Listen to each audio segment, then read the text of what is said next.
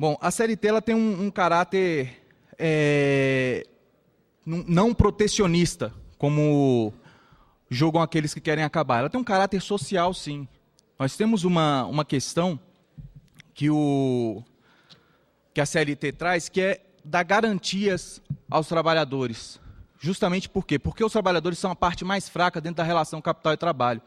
Então você precisa ter essa garantia que tem que ser o Estado que vai te dar, para que você possa fazer suas lutas, suas reivindicações, tendo justamente a garantia que uma norma jurídica venha para não deixar com que um empresário, ao seu bel prazer, te demita porque você está numa atividade sindical, ou como em outros casos que a gente já ouviu por aí, o senador Paim deve recordar bem de questões mais voltadas a metalúrgicos, por exemplo, que só pelo fato de ter um jornal do sindicato dentro da sua pasta, ele foi demitido.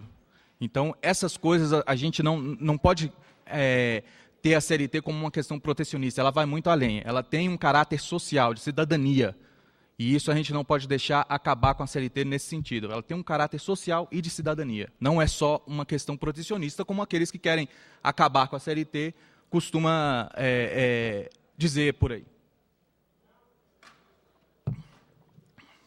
Bom, eu acho que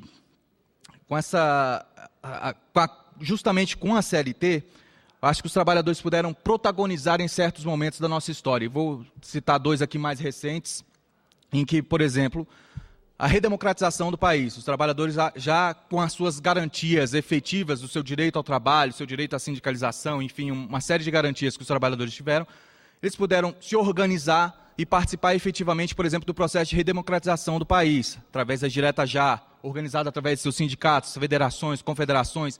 À época também as centrais sindicais ainda não regulamentadas juridicamente, mas já era uma entidade em que algumas entidades já tinham sua atuação política, então contribuiu e muito para esse processo de redemocratização do país, que culminou com a Constituição de 88, que aí os trabalhadores organizados, volto a dizer, através de seus sindicatos, das federações e das confederações e algumas centrais, puderam vir até o Congresso Nacional e mostrar uma plataforma do que a gente necessitava naquele momento que fosse para a Constituinte. E nesse